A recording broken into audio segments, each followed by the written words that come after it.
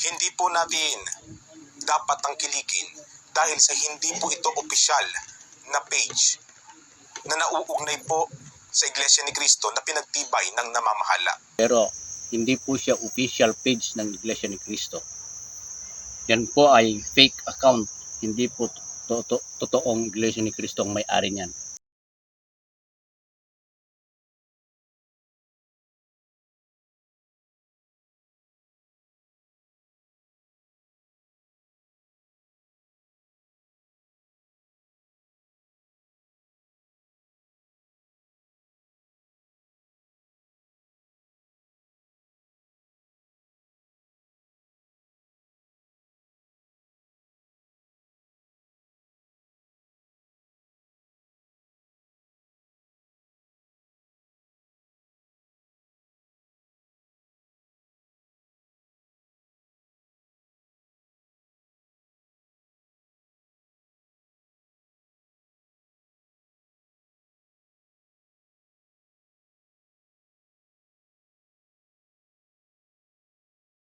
Subalit ang unang-una po naming inisip ay kung meron bang katotohanan ang tungkol po sa bagay na ito. At sa aming pong pagsasaliksik sa social media, nakita po namin ang isang page. Etong page na ito ay isa sa mga page na nagpapakilalang Iglesia ni Cristo. Ngunit, hindi po natin dapat tangkilikin dahil sa hindi po ito opisyal na page na nauugnay po sa Iglesia ni Cristo na pinagtibay ng namamahala. Itong page na ito ay ang True Christians.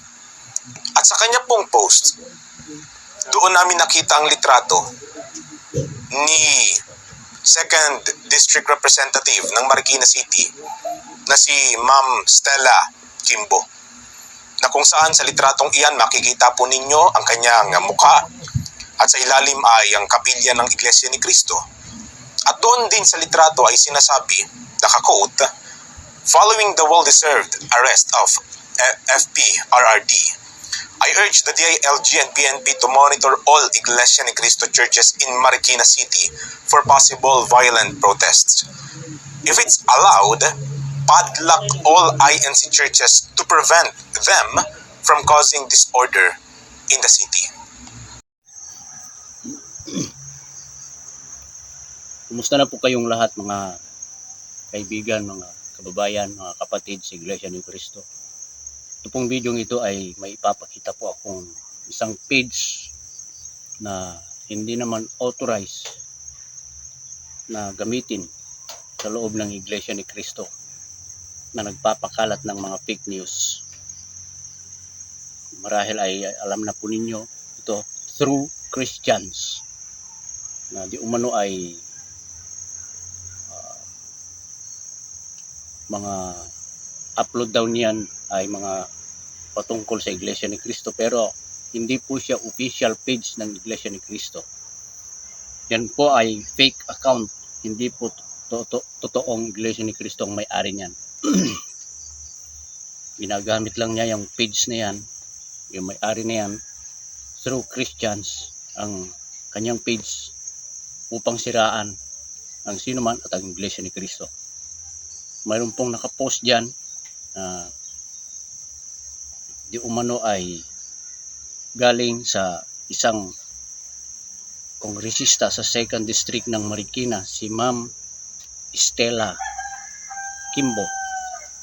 Ayan po yung kanyang post doon sa page na yan. Dahil ay napanood na po ninyo ito, panoorin po natin sa isa nating kapatid na vlogger.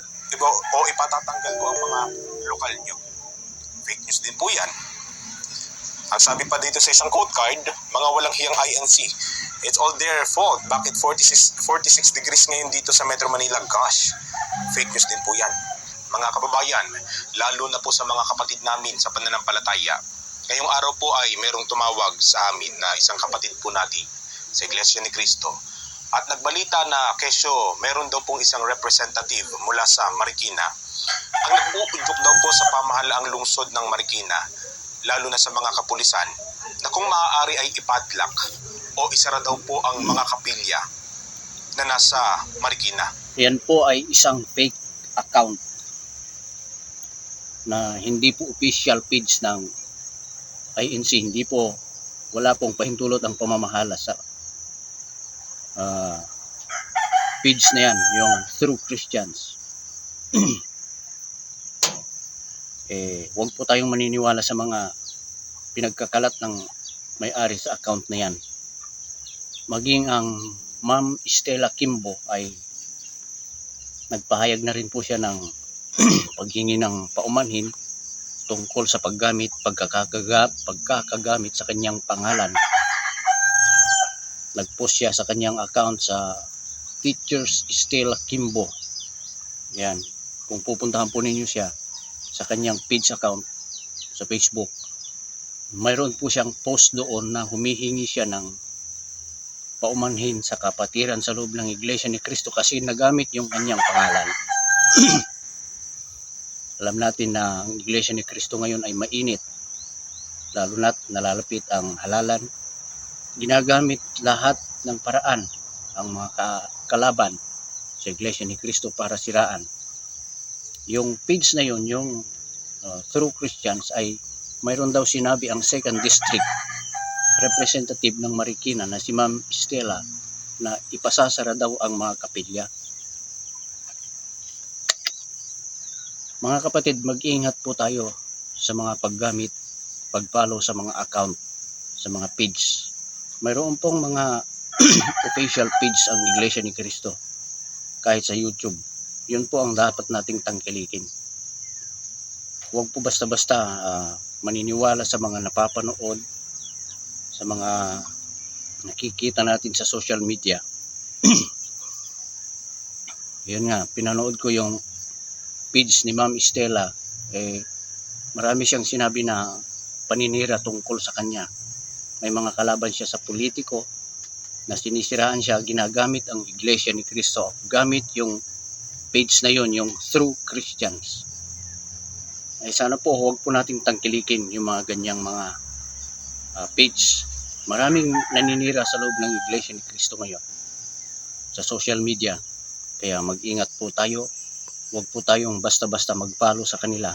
Magsuri tayo kung ano ba talaga, kung sino ba talaga yung account na yan, kung totoo ba na kapatid o hindi. Tayo po ay punong-puno ng aral. Ang totoong mananampalataya ay masunurin. Hindi po nag-aalinlangan, sumunod. Bagkus ay itinataguyod ang mga totoong aral ng Iglesia ni Cristo. Kaya sana po, ako po ay nakikiusap, nanawagan doon sa may-ari ng page na yun, yung True Christian. Wag po tayong post ng kung ano-anong nakakasira, kung ano-anong nakakasira kanino man. May ginamit po kayong politiko, hindi naman pala totoo kasi nagpahayag ng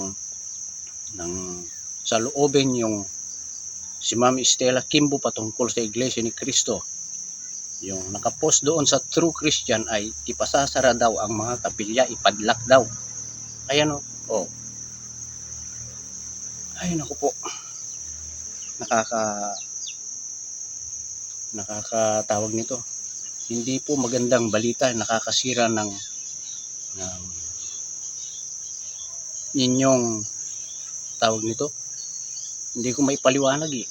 Masisira ang inyong mga account lalo't ginagamit ninyo sa paninira.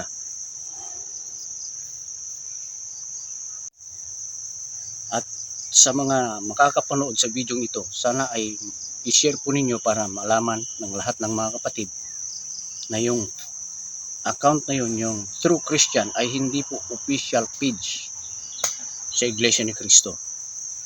Mayroon po tayong mga official page na ginagamit, pinayagan ng pamamahala para gamitin, para ipahayag ang tungkol sa Iglesia ni Cristo.